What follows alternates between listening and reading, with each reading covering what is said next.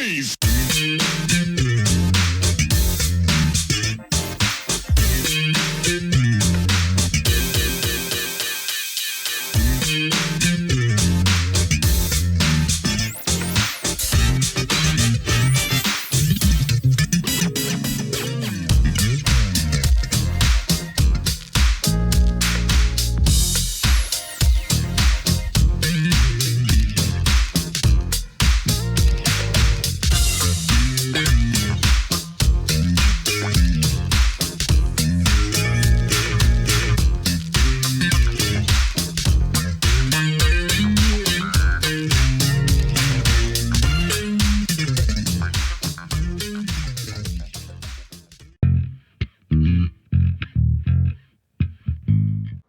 Hey, Funketeers, Bootsy here to bring the Truth and Rhythm family's attention to Funk Not Fight. Yeah, this is a call to action. We spread hope, not hate, to gain satisfaction throughout our communities via the music uplifting unity. Peppermint Patty, tell us a little more. Thinker is our partner. Thinker Music, that is. So please check the link that's scrolling across the bottom, click it, and submit your music. Let's all funk, not fight. Hello and welcome to another edition of Truth and Rhythm. Brought to you by funkandstuff.net. This is the interview show that gets deep in the pocket with contemporary music's foremost masters of the groove. I am your host, Scott Dr. GX Goldfine, musicologist, creative arts journalist, and multimedia pro. Whether you're watching the video version of this show or the audio-only podcast version, I thank you so much for your continued interest and support in this show. If you enjoy this programming, there are several ways to help support Truth and Rhythm, as well as contribute to further enhancements and expansion, plus get some sweet perks and rewards in the process. First, subscribe to the Funk and Stuff channel on YouTube, which is where Truth and Rhythm lives, and be an advocate by spreading the word among fellow funk, jazz, and R&B music lovers. Second, join Truth and Rhythm's new membership program through Patreon, which features 3 tiers for truth believers, truth seekers, and truth crusaders. You can also submit a direct donation to the cause anytime at funkandstuff.net. At that site, which is loaded with awesome content, you can also purchase the book Everything's on the One, The First Guide of Funk. Shop for official Truth and Rhythm and Funk and Stuff merchandise, and use the Amazon links for all of your online purchases, which allocates a percentage to this show. Sponsorship opportunities are available as well. Contact me directly at scottg@funkandstuff.net. For those of you who go the extra step in supporting the show, you have my heartfelt gratitude for allowing us to continue to shine the light on those special artists whose quest is to find truth in rhythm. I am pleased to welcome to Truth and Rhythm Grammy Award-winning jazz, saxophone, flute, and bass player, as well as composer and producer Gerald Albright, who since the late 1980s has released some 20 albums. 6 of those hit #1 on the Contemporary Jazz Albums chart. And beginning in the late 1970s as a sessions player, he also contributed to hundreds of works by dozens of top-name talents. Those include Patrice Rushen, Teena Marie, Rick James, Dazz Band, Maurice White and Earth, Wind and Fire, Anita Baker, Howard Hewitt, Whitney Houston, Barry White, Gladys Knight, Toni, Nina Simone, Smokey Robinson, Jeffrey Osbourne, Babyface, and many others. He performed at Bill Clinton's inauguration, and in 2021, received the Presidential Lifetime Achievement Award from Joe Biden. He continues to perform, and his most recent projects are a pair of EPs titled G-Stream. Gerald, thank you so much for joining the show. How are you today? I'm great. Thanks for the invite. It's good to be here. All right. Where are you today? I'm at home, actually, which is unique this time of year. Usually during the holiday season, I'm on a tour and going all over the place, but I decided to take some time off till the end of the year and exhale a bit, as this year has been quite grueling in terms of touring, and your body tells you when it's time to take a break, and I listened. So it's nice to be kind of cruising during the holidays. Well, you certainly look well and healthy, so that's wonderful to see. Thank you. Yeah. And I just had one of your cohorts on last week. Chucky Booker was a guest. Oh, that's my dear friend. Man, we have some history. Chucky is one of the finest producers and songwriters and instrumentalists that I've met in my musical career. And he was part of my band many, many years ago, prior to him being a recording artist in his own right. So we got a lot of history. I love Chucky very, very much. Yeah, I really enjoyed him. And not just great music, but seems like a great guy. He really is. Yes. Yeah. And it's funny, Gerald, because I had on earlier this year Styx Hooper, the last surviving Crusaders member, who's, another hero of mine. Absolutely. And it came up about Wilton Felder, and, is there another guy who plays bass and sax? And Styx couldn't think of it, and I didn't come up with it either in that interview, unfortunately. But afterwards, so many viewers chimed in with Gerald Albright, Gerald Albright. Yeah, absolutely. I love bass. I love saxophone. Actually, saxophone came to me a lot earlier than the bass guitar. I started fiddling with the bass during my college years after seeing a wonderful concert by Louis Johnson and the Brothers Johnson back in the day. And I was sitting front row center at the Orange Show in San Bernardino, California. I was attending college at the time at the University of Redlands, which was right up the road from San Bernardino. And all of a sudden, Louis Johnson comes out and does this incredible bass solo, and my mouth dropped. And I said, I got to learn this instrument. And I went from that to borrowing a bass from one of my college friends. And I sat in my dormitory room for many, many days trying to practice being self-taught. And it's long story short and fast forward. It's a huge arsenal of what I do as an instrumentalist. So I love the bass guitar. I really do. And was Wilton Felder an influence at all, or were you aware of Absolutely. Yeah. He was both on the sax and the bass. We were dear friends. I miss him dearly, but what a sound, man. And all of the tracks that he recorded. A lot of people don't know that he recorded a plethora of tracks from Motown, a lot of hit records for the Jacksons and a lot of other Motown artists, and did a lot of session work on the bass as well as the saxophone. So he's definitely a mentor of mine. And for him to be a mentor and a friend at the same time, it was a win-win for me. So I'm blessed to have known him on those levels. And did you ever get to meet or spend much time with Louis Johnson? Yes, I knew Louis very well.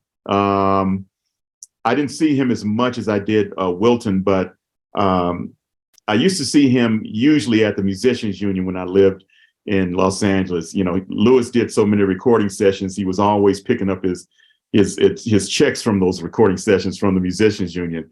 And there will always be a big stack of checks. And he used to always brag about, yeah, man, I'm getting paid. But he was, because he was the premier bass player at that time. Everybody was using him. But yeah, I got a chance to know him, and I do know George, his brother, very well. And of course, he was a direct and initial influence on my bass playing, for sure. I had Kevin Spencer from Dynasty on a while back, and he talked about meeting Louis and doing martial arts with him when he was young and getting some, bass licks from him at the time. So, oh, nice. Yeah. Even that's a great bit of trivia. I didn't know that Louis was into martial arts. That's very interesting. Yeah, definitely. So Gerald, when did it click for you that, music is going to be my career? Well, early on, I have to go back to when I first started. I mean, when I started to get a handle on the saxophone, all I could do was dream about having my own band and playing in front of multitudes of people. And so that came to fruition. But if I had to pinpoint a point in my lifetime where there was a pivotal confirmation, I would probably say as a senior in high school going into college. That's when I determined that the only thing outside of family and other relationships that really made me feel complete, music was that vocation that I knew that made a fulfilling element in my life. And I think yeah, the beginning of college, late high school was when everything turned around for me, and I started putting those energies into making my career what it is today. And we're still working at it. It never stops. And early on, were you, captivated by jazz, or were you also into funk, or what was really, doing it for you? Well, mainly jazz. I was very fortunate to attend Elaine Leroy Locke High School, which I grew up in South Central Los Angeles. A lot of people call it Watts. And I was very fortunate to be part of a music program at this high school, which was nationally known. And we won a lot of awards, both in the categories of jazz and marching band. And a lot of great musicians came out of that high school, like Patrice Rushen and Leon Ndugu Chancellor, the Earth, Wind and Fire horn section that you hear today. One of my best friends, Gary Bias, another saxophonist, came from Locke High School. And so this was a breeding ground for great musicians to spin off. And I was very, very lucky. When you're in the midst of it, you don't really know how lucky you are. But when you advance in your career, and then you kind of look back on the different steps that led up to where you are today, you go, man, that was a heck of a music department we were part of, spearheaded by the great Frank Harris and Don Dustin. They were, as teachers go, the best you could get. Very, very supportive. Not only did they work during school hours, but the marching band, for example, would practice up until 8 or 9 o'clock at night on the football field. And then we had to do homework for the day, so it was boot camp. It really was boot camp for musicians. And I'm glad I went through that, because that gave me the foundation to go through the career in a stable fashion. And now as a recording artist, I'm celebrating over 35 years and 23 records. So it was good stuff back in the day. Yeah. And what inspired you or pushed you to kind of expand out to, so many different woodwind instruments, and just, have such a wide repertoire of musical options? Well, again, that stemmed from my experience in high school in this same music department. My teachers schooled us on, okay, you sound good on saxophone, but don't forget, when you're doing recording sessions, especially in the Los Angeles area, where it was kind of the mecca for records and movies and things like that, you have to be prepared for whatever you get called for. So you, as a woodwind player, you got to learn clarinet, you got to learn flute, and all the other woodwinds, and you just have to be ready for the game. So this is what they instilled in us way back then. And so that's when we started, saving our pennies to buy extra instruments to create our own personal arsenal of woodwind family. And speaking of family, Gerald, did you come from a musical family? Was that part of your heritage? Well, indirectly. My mom sung the choir. My brother started on piano and went to trombone and was good at both, but he didn't pursue it as a career. It was something that he pretty much dealt with through high school, and then when he went off to college, he went into chemistry and a lot of cerebral stuff, as they say. So I'm really the only one that pursued a music career, a bona fide music career. However, my legacy continues through my daughter, who is a dynamic vocalist, and she has her own independent record label. Her name is Teena Albright, and she's done very well as a songwriter, producer, and a record label owner. And I'm very, very proud of her. And so, my legacy continues through her, actually. So it's all That's good. fantastic. Yeah. And what year did you graduate high school? I graduated high school in 1975. Okay. Yes, I'm still a young man. And it seems like a blur, but I graduated in 1975, and we're still at it, man. We still are passionate about the music and what we do within that wonderful business of music. I was just asking you that, Gerald, because I'm class of 79 from Santa Monica High School, not too far away. Oh, nice. Yeah. Awesome. Yeah. That's great. What would you say was your first big break in the studio? My first big break in the studio, I would have to say, and this is prior to me even being a recording artist, I would say in the early 80s, I got a chance to play the saxophone solo on Patrice Rushen's Forget Me Nots, which to this day is a single that will never die. It's in movies, it's in commercials. People are doing dance routines on social media on this particular song. It's just one of those songs that has stood the test of time, and a lot of people talk about the tenor sax solo that I did on that particular record, and that, thanks to Patrice, that gave me a nice springboard to do more recording sessions, because every time I would be hired by somebody, a lot of the producers would say, "Yeah, man, give me that sound that you gave Patrice on that Forgive Me Nots tune," you know. So it was a nice thing to kind of steamroll into some consistent recording session work for me. So being a jazz guy, how'd you feel about getting over in a more R&B context? Well, I think it's all relative, because I started off listening to James Brown at an early age. My older brother had every James Brown record in the household. And so I started playing R&B saxophone. That's what I call it. And it wasn't until high school and college that I was introduced to like the Grover Washingtons of the world and the Ronnie Laws, and in the traditional sense, the Cannonball Adderleys of the world and the Charlie Parkers and the John Coltrane's. And so if I had to book in my sound, it would be, Maceo Parker from the James Brown Band, and then Cannonball Adderley on the traditional side of things. And my sound, coupled with some elements that I put into the pot of gumbo, as they say, that's the way I describe my sound. Yeah, I mean, you named just some of my very favorites. Maceo, my son is actually indirectly, his middle name is named after Maceo. Parker's his middle name. Oh, that's awesome. And Ronnie Laws, who's been on the show, and Grover, rest in peace. Just yes. Favorites of mine. Absolutely.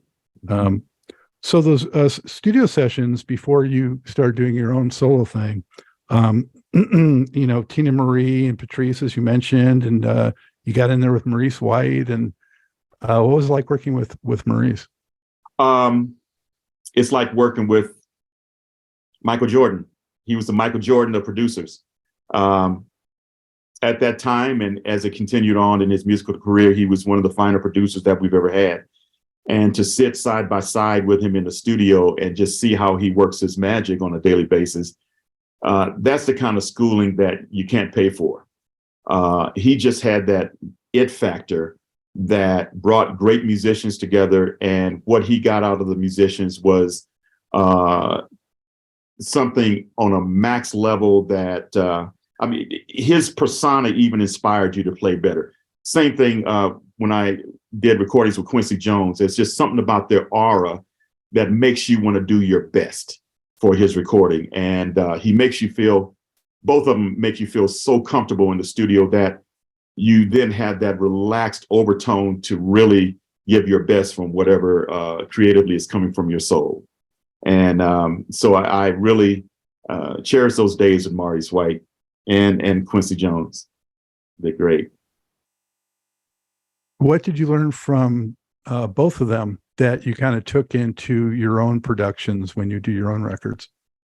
Maurice White liked everything big. Even his ballads had weight, had girth to it, with the big horns and, just the full-on, full-throttle rhythm section. That's the way I hear music. I don't hear music in a very safe form. Maurice was unsafe. He would try things like on certain recordings, you can hear him speeding up the tape so that the horn lines were like twice the speed, but they still had the clarity and the preciseness. You never heard that on record before. I mean, he would try things, man, that deemed that he was always in an experimental platform to just stretch the music to the nth degree. Quincy Jones, same thing. Quincy, there was no one that would not show up at a Quincy Jones session. He had everybody's number. If he needed a particular thing, he could call on somebody and they would be at the studio in an instant because he's Quincy. He's the Godfather. And from that Rolodex came some of the greatest music that we've ever heard through the years. And not just, modern day. We're talking back in the day, Frank Sinatra, all of the old icons back in the day. He had a big part in those horn arrangements that you hear on the Frank Sinatra recordings and other recordings there of that era. So, yeah, two of the greatest. I'm glad I had a chance to work with them extensively. I was just recently doing sort of a deep dive on Q because Larry Williams was on, and he worked a lot, as you probably know, with Quincy. Absolutely. Yes, I love Larry's playing. He's phenomenal. Yeah, definitely. And then Rodney Franklin, you forged a good bond with him, and he helped kind of catapult your solo career, because I know he was involved on the first record. So what was that relationship, and how did you get your solo career going? Well, for a long time, we're still dear friends to this day. We keep in touch. Rodney, back in the day, I used to be a part of his band, actually, in some cases as a bassist and in other cases as a saxophonist. A great musical times. Rodney was one of the finer, and still is one of the finer pianists of our time. And I brought him in on the first record to do some recording for me. And in fact, he's on my very first single, So Amazing, of 1987. And so in terms of his persona and his musicality, he's really lent something great in terms of helping to launch my career, as a feature recording artist in his own right, being a part of that particular record. And all the times that I've had with him on the road, we got a lot of stories. He's just a phenomenal player, man. And I'm hoping that we can couple together once again and do some other great music together. That would be great. Was it always your ambition and thought that you would be a solo act? Yes. I'm a team player. I love playing and collaborating with everyone I can get my hands on.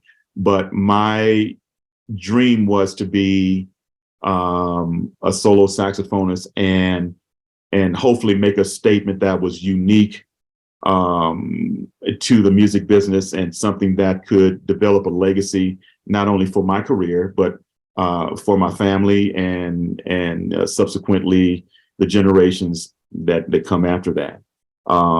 So yeah, I definitely wanted to be a solo artist, and that stemmed from, again, going back to listening to the Maceo Parkers of the world. It's just that was it for me, man. And whenever I get with Maceo and we're sharing the stage together, I tell him that story of how deeply he's influenced my career. And he always says, "Oh, Gerald, man, get out of my face, man. Get out of my."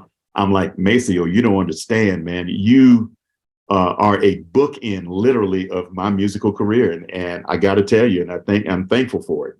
So he's a dear friend, and we kid around a lot. Yeah, he's all good.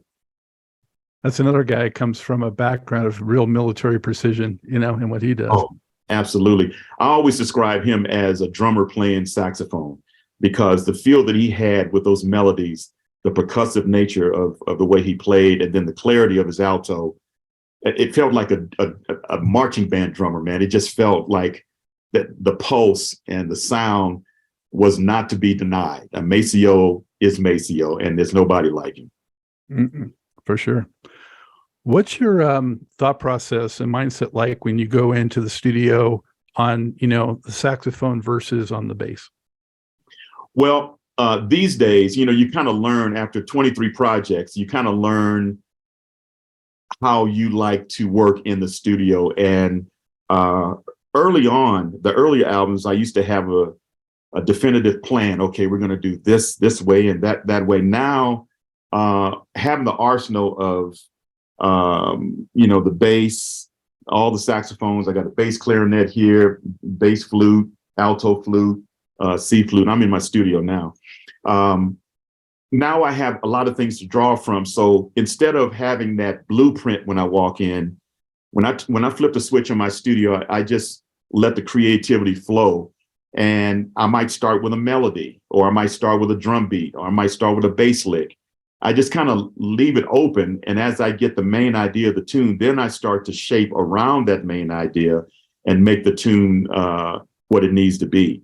So I'm creating more in the free zone now. I don't really calculate as much on my recordings. And then honestly, at a certain point when I make what I call the demo of whatever the idea is, I leave a lot open for the musicians who I want to employ on that particular tune. So, you know, as a musician, you know that when you reach a certain point of the production or a certain point of the tune, you start hearing certain other musicians on it. Okay, yeah, I can use this guy on keyboards. I can use this guy on percussion and drums to really make it what it needs to be. And so I leave that space in order to do that, you know, and it's a fun process. I love starting from an embryonic idea musically and then letting that thing just grow and flourish into something that's just huge and make some kind of musical message that my listeners will appreciate. I got to say, Gerald, I mean, your career in the studio with your albums has been remarkably consistent, you know, not only in, you know, the number of projects, but also just the level of quality. Thank you. Appreciate it. That. And it's kind of amazing, really, because it's been, 35 years, right, since the first one. Yeah. And, you know, you can jump from one to another, and that level of, you know, musicianship and the quality of the project is still evident, you know, wherever you go. Well, I appreciate that thought. I think it really comes from just being honest with the music and not forcing it, just being genuine with it and allowing those other energies to come into that production that will really make it what it needs to be, and not be so limited in your production. You know, for a long time, early on, I used to think about, well, what radio will accept, you know, and that's definitely to be considered, because, you know, we're in the business of selling records. But at the same time, as I grew through my my musical upbringing, I started to just not play it so safe and just let the music flow the way it needs to fly, and just put it out there and let the people decide what journey it takes. You know, I think music deserves that. I don't think there needs to be a governor on music or a ceiling of creativity. You know, if you know, there's something that you put on a production that, you know, you're taking a risk on, take the risk, you know, and see what comes back. Well, where I really felt you sort of declared your musical independence, if you will, and went off on your own, was Giving Myself to You, that project, you know, because you went in more of a straight jazz direction. Yes. And you did pull it back and, you know, continued to mix what you had done with, you know, more of a fresh spin and a little more funk and here and there. But I just felt that was maybe, at least sonically, a little bit of a turning point for you. I don't know how you feel about that. Yeah, well, it was a reflection of my allegiance to traditional jazz. Again, when you hear a Cannonball Adderley play his horn, it's hard to deny that style of music, and it just excites you, and so you want to be a part of that. And so that was the reason behind my two traditional jazz records. I put out one in 1991, which was a live album called Live at Birdland West. And then 95 for Giving Myself to You, which was a studio effort. But, you know, it was just a time where there had been 4 or 5 years between the time that I recorded the first traditional jazz record and the Giving Myself to You project. And I just wanted it to be special with the live strings and employing guys like Eddie Harris and Bobby Lyle and Stanley Clark and George Duke and all these wonderful friends of mine that were very gracious to lend their talent to that project. And I go back and listen to it and I just smile, man, because it takes me back to the vividly to being in the studio with all these guys, man. And I wish that I had video footage of that stuff. We didn't think about videos back in those days, man, you know. But I just wish that we had some kind of footage that would really document how that particular project had shaped. But I do have the memories and we do have the actual project. So I'm very proud of it. Yeah. And, you know, just continuing on, Gerald, with some of the great talents that you've worked with. I mean, some of the regulars that have been present throughout a lot of your career. We mentioned Chucky, but also, you know, Paul Jackson, and sort of that, like a little bit of that LA based, you know, group of just great musicians, you know, Harvey, and then later on, Jeff Lorber. Sure. And, you know, what can you tell the people about a few of those cats in terms of what they're like to work with? Well, you know, they're just musical family to me. You know, I've known them so long. I am in awe of everything that they do, but there's a really deep comfort zone when I call on a Jeff Lorber or Paul Jackson or Nathan East or somebody, or Harvey Mason, because they're just musical buddies of mine, you know? And so we have played in so many different musical situations that when it's time to call on them to do a recording, it's like, okay, I'm just calling Paul, I'm just calling Harvey, I'm just calling Nate. And what comes out of that is just some premier music, man. You know, when you call these guys, you're going to get the best of the best. And it's like having the best basketball team on the planet. It's like the Golden State Warriors, man. You just, you know what I mean? I would say the LA Lakers, but they need some shaping. Anyway, that's a whole nother discussion. But yeah, it's just, you call the A team. When it's time to make the A record, you call the A team. And to have, you know, the Rolodex that you have of those great West Coast players and East Coast players and everybody in between that you can call upon, it's just a real blessing, man. And to have them call on me to do their projects. I mean, so it's a win-win in both directions. And as a funk guy, Gerald, it was really a kick to see you, you know, get guys like Toni Maiden and Marlon McClain and, oh yeah, you know, some of those guys that are steeped in funk too. Oh yeah. Well, you know, funk, I can't deny funk, man. Funk is part of my musical DNA. And I started listening to funk, you know, the Philly International sound, the Motown sound, of course, James Brown, Stax Records. I mean, all that stuff, man. As a young kid, I was just living and breathing this stuff musically. And so that's what came out of my playing. And I feel so comfortable with it, you know, employing the R&B side of things into the traditional jazz. That's just a great musical marriage for me that I feel comfortable with. And we mentioned Maceo. I don't know if you've had a chance to record with him, but I know you did a tune with Fred Wesley. So that was something special. Yeah, Maceo and I have never been in the studio together. I wish we could, man. I know I could be wrong, but I think he's allegedly retired now, at least from the road. But I would love to call on Maceo, man, to come in and just, you know, play 16 bars of something for me, man. It would just be unbelievable. I hope I still have that chance to do it. I hope he didn't hang up his horn, you know, forever. I'm sure, you know, it's hard for a true musician to just hang up the instrument and not play at all, you know. But I do understand his wanting to retire because, man, he's been on the road all of his life, you know, and he's been at it a long, long time. And you know, when the mind and the body says time to take a rest, you listen. I get it, you know. So big props to him for all the music that he's given us and his legacy.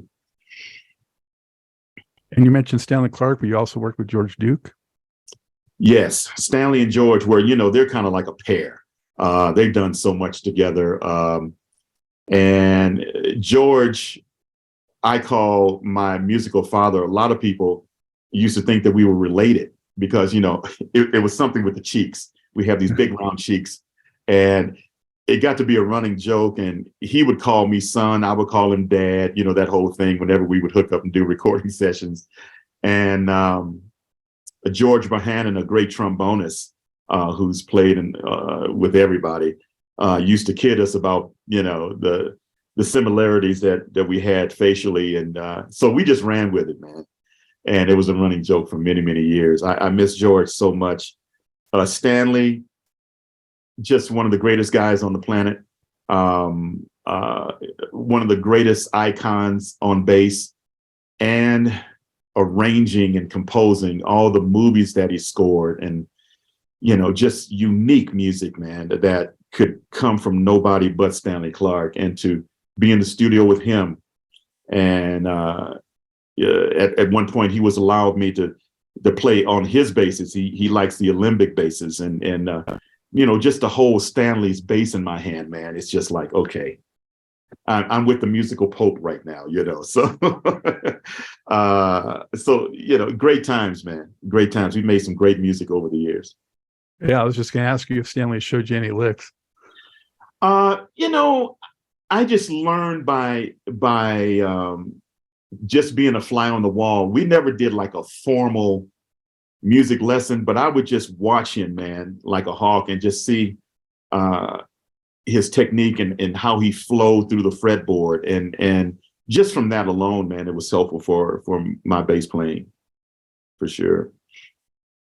And how do you categorize your catalog of music? Because, people put the smooth jazz label on things. And, Right.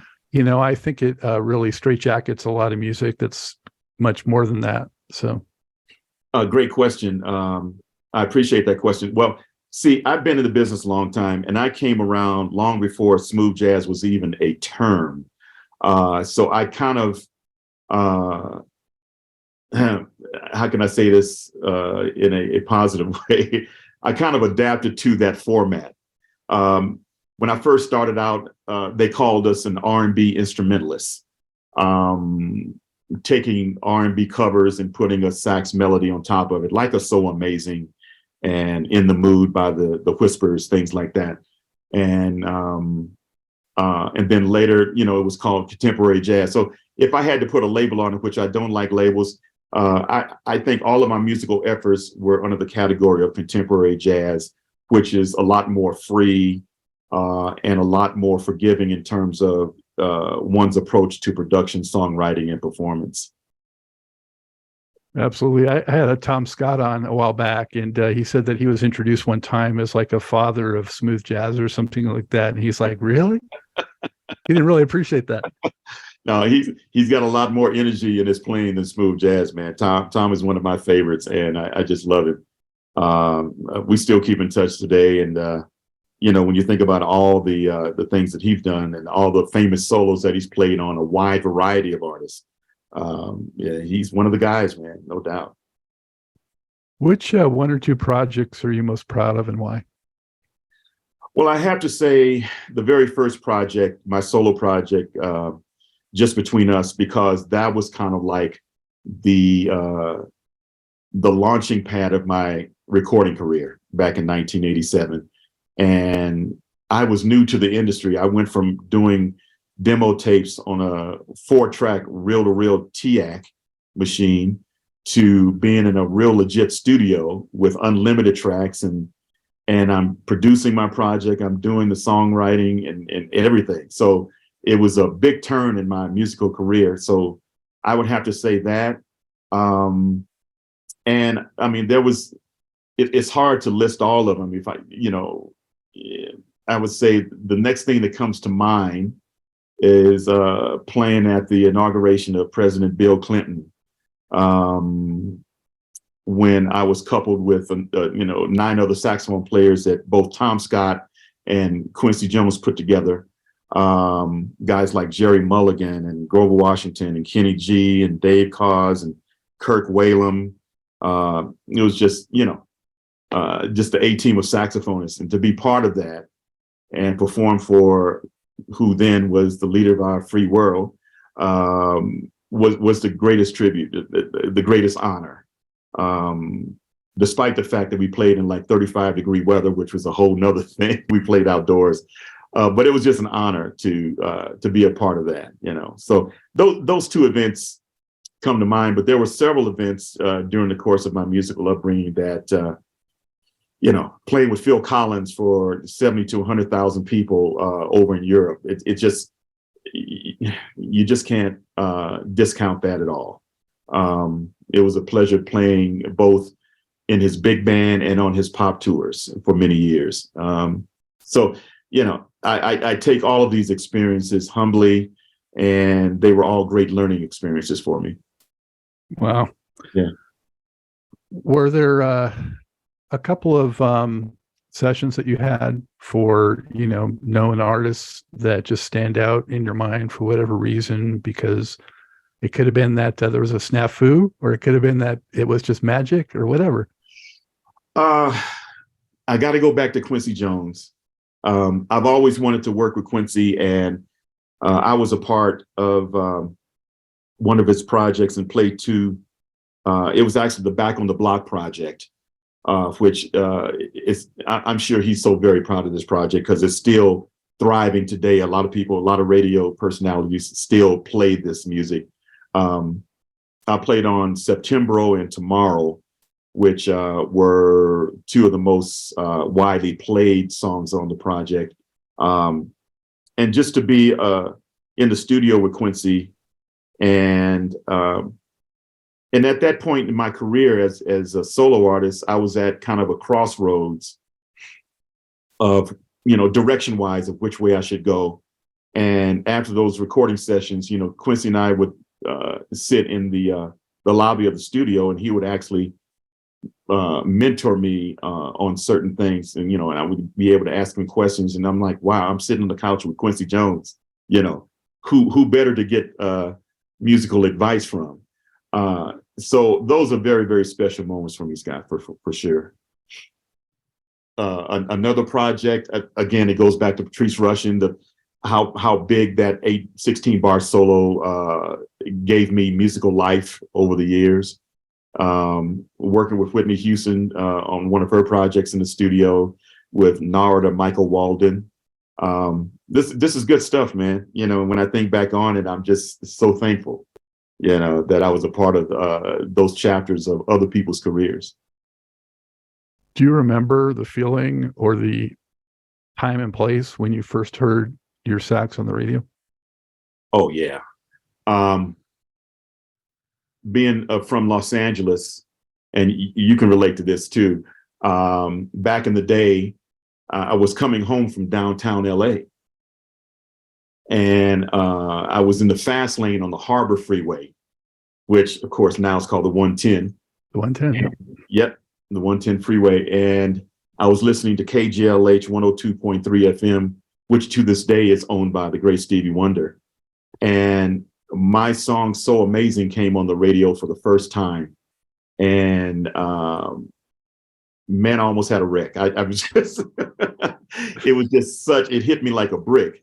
And so what I did, I looked in the rearview mirror and I moved over 3 or 4 lanes to the emergency lane. And I just stayed there for the duration of listening to the record. I turned it up real loud and just sat in the emergency lane, man, and just savored the moment. And man, I can't tell you the elation that I had and the sense of gratification and completion that, I had really fulfilled my dream and my song was on the airwaves. It was a big, big moment for me. Absolutely. I could see if the CHP had pulled over, is everything okay? Oh yeah, I'm just listening to my first. Yeah, roll down the window. Listen to my song, man. Oh, man. I wasn't thinking about CHPs or anybody at that point. I was just like, let's turn it up. Let's listen to this song, man, for sure. Hopefully they announced it too when they played it. I hate when you listen and they don't announce anything for 10 songs or something. I honestly can't remember if they back announced it or announced it beforehand. I just remember, just the moment of listening to the actual song. But that song did very well for me. I believe it went #1 for several weeks. And so we got some good mileage out of that particular cover song. Gerald, I like to ask guests to come up with their 5 desert island albums. If you could only listen to 5, you can't be any that you're on. So other artists, what are the most important 5 for you? You want 5, huh? Okay. Kind of Blue, Miles Davis. Live in Tokyo, Cannonball Adderley. Faces, Earth, Wind and Fire. Gentle Thoughts, Herbie Hancock. Oh boy, number 5. That's the hard one. I would say, that's hard. I would say, only because I'm still trying to master this, Giant Steps, a John Coltrane. Yeah. Okay. All Those right. would be the 5. Yeah. All right. All strict jazz except for the Faces, which I think, and a lot of people think, it's an underrated Earth, Wind and Fire album. Yeah, I think it's the best record that they ever recorded, honestly. And I told that to Philip Bailey, and he agreed. He said, out of all of our recordings, Faces is my favorite recording. So he actually validated what my thoughts were about the project. I just think that in terms of production and choice of songs and execution of instruments, man, I think, and that's not to discount any of the other discography from Earth, Wind and Fire. That one it was one that I just put on repeat and loop, man. I just could not get enough of that project. It's a great record. Yeah, I think maybe some people are overwhelmed by the volume of material that was on it, and also that it wasn't just a complete retread of what was I Am, Right, exactly. Yeah, it had its own unique element to it. It stood its own ground. That Faces record, man. I don't know what the mindset was of Earth, Wind and Fire and Maurice White back in those days at that time when they were recording Faces, but it was as though all the stars had aligned, man, perfectly, and it was just time for that record. That's what it felt like. Yeah, what a way to start off the new decade, right? I think it was 1980. Yeah. Wow, amazing. Well, Gerald, bring us up to date now. Tell us about the latest projects and what's on the horizon. Well, we're still promoting my current project. It's called G-String Turn It Up, G-String 2 Turn It Up, and it's a 3-song EP. I'm feeling these days that EPs tend to be a little more apropos for the way radio is now. It seems like it's more of a singles market now versus a full album market. So we're pushing singles now, and because of that, I made an EP that's doing very well. So far, the first 2 out of the 3 songs have gone #1 on Billboard, and we're hoping that the 3rd song goes #1 as well. But right now, just getting home from the road, basically I'm upgrading my studio because I'm getting ready to start new projects. So I have a computer here that needs to be updated, and when you update the computer, then you have to update all the software that's supposed to talk to the computer, and it's just a big effort. But all that to say that we're going to be creating some music for 2023. I'm real excited about it. We're going to do some extensive touring in 2023, hopefully not only domestically, but internationally as well. And, just working smarter, not harder, as I just turned 65 a few months ago. So the way I approach my efforts now, it's more smarter, not harder, but still trying to strive for maximum result, so that's where we're going for this in the coming year. Do you feel like at 65 that your stamina, for blowing the horn has changed at all? I think it has. I think I'm stronger than ever, to be honest.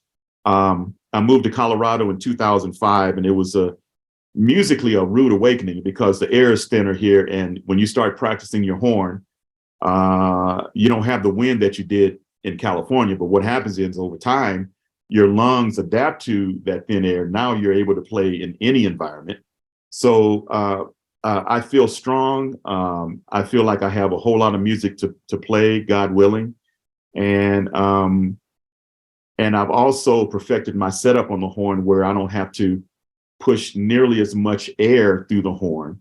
But I can still get the same result of the big sound that I want to get through the alto or whatever I'm playing. So less air means less energy, but the sound is still there. So it's a nice, happy medium. And Keep Holding On is nominated for a Grammy, right? Yes. Yes. Congratulations on that. Thank you. I'm honored, and it just came out of left field because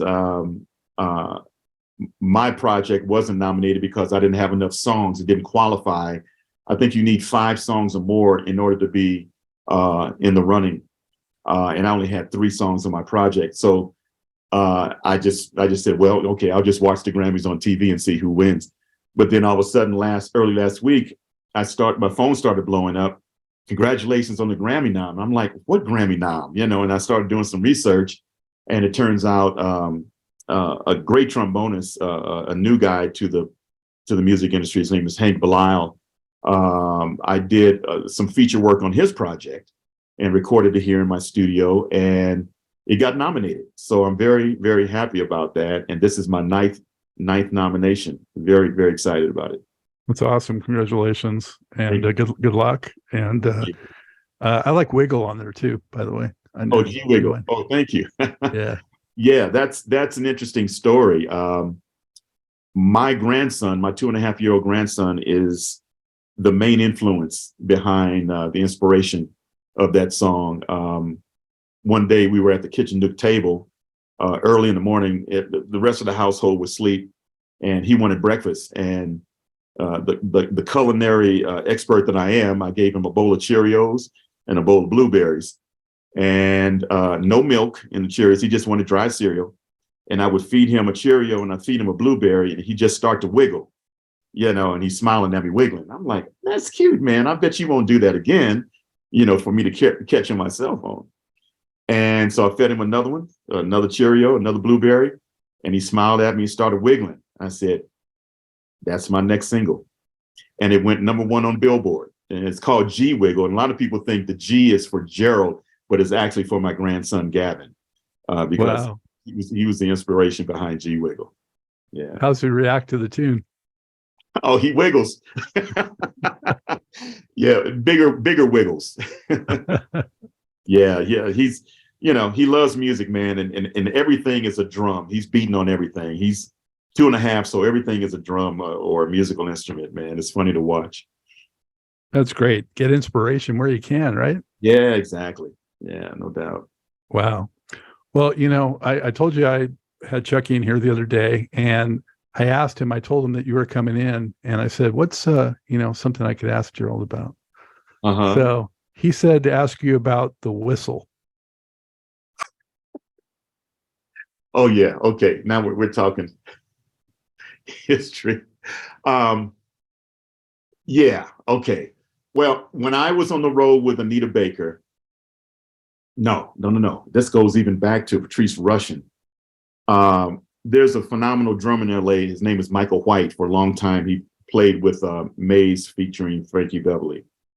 One of my favorite drummers. And he's from Chicago, and he's a comedian as well. He's just one of those funny guys. He was kind of like the Bernie Mac of the music industry, just naturally funny. But anytime he wanted to diss somebody, we'd say diss or, talk funny about somebody, he would do this whistle, I can't even do it now, but it was this whistle, and he got everybody in the band to whistle. It was really influential. And so I brought that to the studio, and I started whistling, depending on whatever we were talking about at the time. And then Chucky started doing it, and the whole band started doing it. And so it's this thing that just evolved. I can't believe he told you that. But, but that's the beauty of brotherhood in the music industry, man. You never know what stories you're going to develop on the road and what's going to be the next running joke, but I will tell you, man, I've had some very special times with Chucky Booker, and he has enhanced my life in a lot of ways, man. He's just a great guy. His mom even plays dynamic piano. If you heard her play gospel piano, man, she's phenomenal. In fact, she's on, I think, at least 1 or 2 of his recordings from back in the day. And but Chucky, man, that's my guy. I hope we get a chance to do some more music together. Absolutely. Yeah. How can people keep up with what's going on with Gerald Albright? Very easy.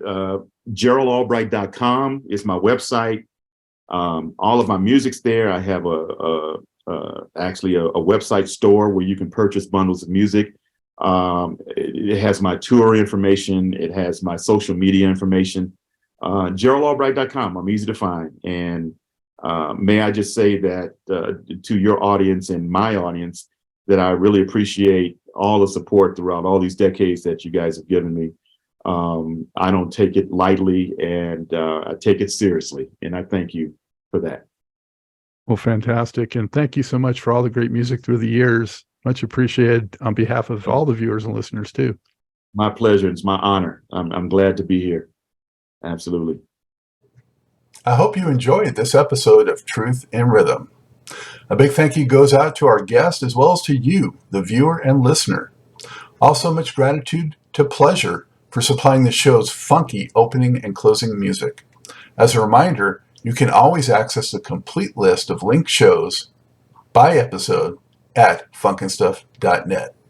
I urge you to support this program and receive the extra benefits along with that by subscribing to the Funk and Stuff channel on YouTube and sharing it with funk, R&B, and jazz lovers, joining Truth and Rhythm's membership program at Patreon, submitting a donation at funknstuff.net, buying Everything is on the One, the First Guide to Funk book at Amazon, shopping at the Funky Things store for cool merchandise at funknstuff.net, and linking through funknstuff.net for all of your Amazon purchases. In addition, if you're an artist or anyone seeking proven, results-oriented professional marketing, PR, writing, or editing consultation or production, check out the media services section at funknstuff.net. Also, I encourage you to drop me a line at scottg@funknstuff.net. I love the feedback, suggestions, guest requests, appearance and sponsorship inquiries, and just talking about my favorite subject, groove-based music. For now, and as always, this is Scott Dr. GX Goldfine saying, keep on vibing to the rhythm of the one.